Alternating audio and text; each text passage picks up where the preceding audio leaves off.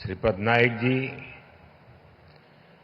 और दुनिया के कई देशों से आए हुए सभी डेलीगेट्स, देवी और सज्जनों, दुनिया के अनेक देशों से पधारे हुए सभी साथियों का वेलकम करता हूं, उनका अभिनंदन करता हूं। ये री इन्वेस्ट कॉन्फ्रेंस का 4th एडिशन है। मुझे पूरा विश्वास है आने वाले 3 दिनों तक यहां एनर्जी के फ्यूचर, टेक्नोलॉजी और पॉलिसीज पर सीरियस डिस्कशन होगा। यहां हमारे सीनियर मोस्ट सारे चीफ मिनिस्टर्स भी हमारे बीच हैं। उनका अपना भी इस क्षेत्र में बहुत अनुभव है। इन चर्चाओं में हमें उनका भी मूल्यवान मार्गदर्शन मिलने वाला है। इस कॉन्फ्रेंस से हम जो एक दूसरे से सीखेंगे वो पूरी ह्यूमैनिटी की भलाई के काम आएगा। मेरी शुभकामनाएं आप सबके साथ हैं। फ्रेंड्स, आप सभी जानते हैं कि भारत की जनता ने 60 साल बाद लगातार किसी सरकार को 3rd टर्म दिया है।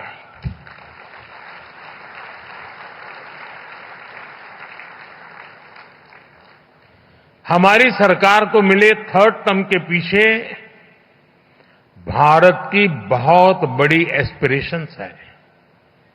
आज 140 करोड़ भारतवासियों को भरोसा है,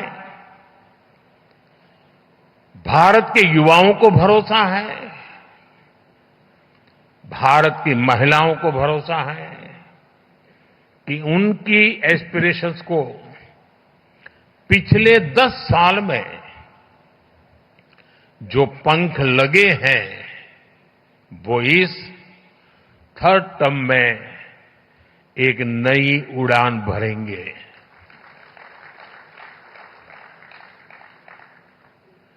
देश के गरीब, दलित, पीड़ित, शोषित, वंचित को भरोसा है कि हमारा 3rd टर्म उसके गरिमापूर्ण जीवन जीने की गारंटी बनेगा।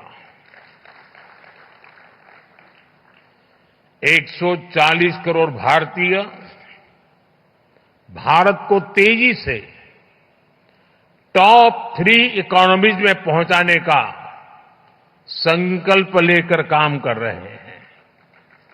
इसलिए आज का ये इवेंट आइसोलेटेड इवेंट नहीं है। एक बड़े विजन, एक बड़े मिशन का हिस्सा है। ये 2047 तक भारत को डेवलप्ड नेशन बनाने के हमारे एक्शन प्लान का हिस्सा है। और हम ये कैसे कर रहे हैं, इसका ट्रेलर 3rd टर्म के हमारे पहले 100 डेज, 100 दिनों के फैसलों में दिखता है। फ्रेंड, फर्स्ट 100 डेज में हमारी प्रायोरिटीज भी दिखती हैं, हमारी स्पीड और स्केल का भी एक रिफ्लेक्शन मिलता है। इस दौरान हमने हर उस सेक्टर और हर उस फैक्टर को एड्रेस किया है जो भारत के तेज विकास के लिए जरूरी है। इन 100 दिनों में फिजिकल और सोशल इंफ्रास्ट्रक्चर के विस्तार के लिए अनेक महत्वपूर्ण फैसले लिए गए हैं।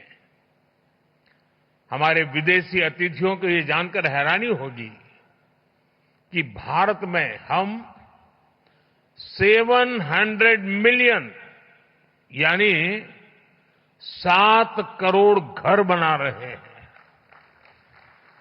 ये दुनिया के कई देशों की आबादी से भी ज्यादा है। सरकार के पिछले 2 टर्म में हमने इसमें से 400 मिलियन यानी 4 करोड़ घर बना चुके हैं और तीसरे टर्म में हमारी सरकार ने 300 मिलियन यानी 3 करोड़ नए घर बनाने का काम शुरू भी कर दिया है। बीते 100 दिनों में भारत में 12 नए इंडस्ट्रियल सिटीज बनाने का फैसला किया गया है। बीते 100 दिनों में 8 high speed road corridor projects approve किए गए हैं। बीते 100 दिनों में 15 से ज्यादा नई made in India semi high speed Vande Bharat train launch की गई है। हमने रिसर्च को प्रमोट करने के लिए भी 1 ट्रिलियन रुपीस का रिसर्च फंड बनाया है। हमने इलेक्ट्रिक मोबिलिटी को बढ़ावा देने के लिए भी अनेक इनिशिएटिव्स अनाउंस किए हैं। हमारा लक्ष्य हाई परफॉर्मेंस बायो मैन्युफैक्चरिंग को बढ़ावा देने का है और ये भविष्य इसी से जुड़ा रहने वाला है। इसके लिए बायो E3 पॉलिसी को भी मंजूरी दी गई है। साथियों, बीते 100 डेज में ग्रीन एनर्जी के लिए भी कई बड़े फैसले लिए गए हैं। हमें ऑफशोर विंड एनर्जी प्रोजेक्ट्स के लिए वायबिलिटी गैप फंडिंग स्कीम की शुरुआत की गई है। इस पर हम 7,000 करोड़ रुपीस से ज्यादा खर्च करने जाते हैं। भारत आने वाले समय में 31,000 मेगावाट हाइड्रो पावर जनरेट करने के लिए भी काम कर रहा है। इसके लिए 12,000 करोड़ रुपए से अधिक अप्रूव किए गए हैं। साथियों, भारत की डायवर्सिटी, भारत की स्केल,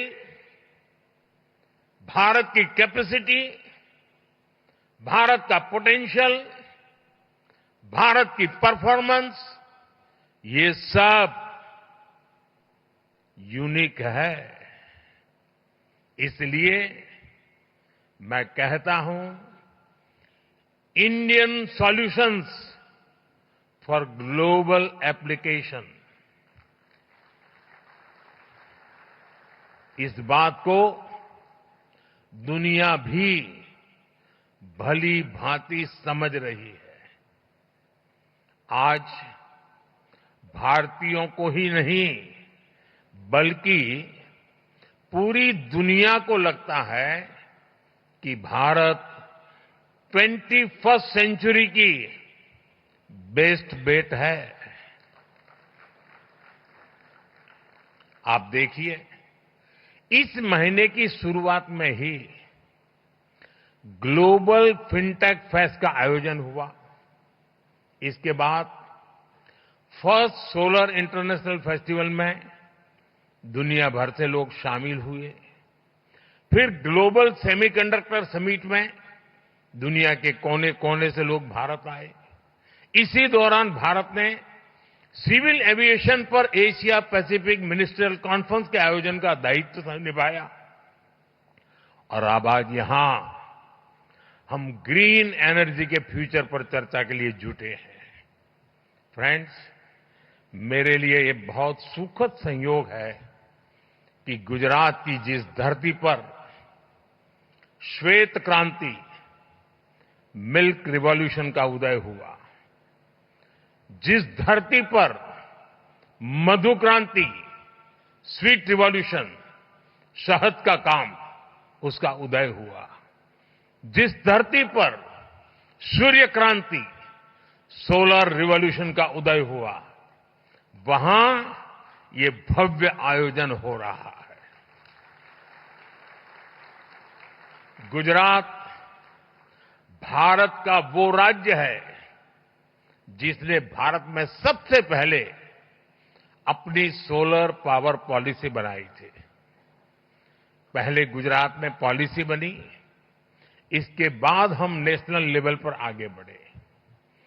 दुनिया में, जैसा अभी भूपेंद्र भाई ने बताया, क्लाइमेट के लिए अलग से मिनिस्ट्री बनाने वालों में भी गुजरात बहुत आगे था। जिस समय भारत में सोलर पावर की बहुत चर्चा भी नहीं थी, गुजरात में सैकड़ों मेगावाट के सोलर प्लांट लग रहे थे। साथियों, आपने भी देखा होगा, ये जो वेन्यू है, इसका नाम महात्मा गांधी के नाम पर है, महात्मा मंदिर। जब दुनिया में क्लाइमेट चैलेंज का विषय उभरा भी नहीं था, तब महात्मा गांधी ने दुनिया को सचेत किया था। और महात्मा गांधी का जीवन देखेंगे तो मिनिमम कार्बन फुटप्रिंट वाला जीवन था। वो प्रकृति के प्रेम को जीते थे और उन्होंने कहा था, धरती के पास हमारी नीड को पूरा करने के लिए पर्याप्त रिसोर्सेज है, लेकिन ग्रीड को पूरा नहीं किया जा सकता। महात्मा गांधी का ये विजन भारत की महान परंपरा से निकला है। हमारे लिए ग्रीन फ्यूचर, नेट जीरो, ये कोई फैंसी वर्ड्स नहीं है। ये भारत की जरूरत है, ये भारत का कमिटमेंट है, भारत की हर राज्य सरकार का कमिटमेंट है। एक डेवलपिंग इकोनॉमी के नाते हमारे पास भी इन कमिटमेंट से बाहर रहने का जायज बहाना था। हम दुनिया को कह सकते थे कि विश्व को तबाह करने में हमारी कोई भूमिका नहीं है, लेकिन हमने ऐसा कर हाथ ऊपर नहीं किए। हम मानव जात के उज्जवल भविष्य की चिंता करने वाले लोग थे और इसलिए हमने दुनिया को राह दिखे उस प्रकार से जिम्मेवारी के साथ अनगिनत कदम उठाए हैं। आज का भारत सिर्फ आज का नहीं, बल्कि आने वाले 1000 साल का बेस तैयार कर रहा है।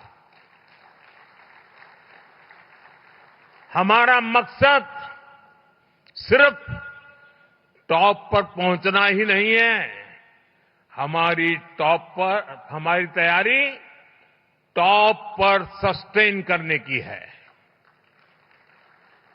भारत इस बात को भली भांति जानता है। हमारी एनर्जी नीड्स क्या है, भारत जानता है।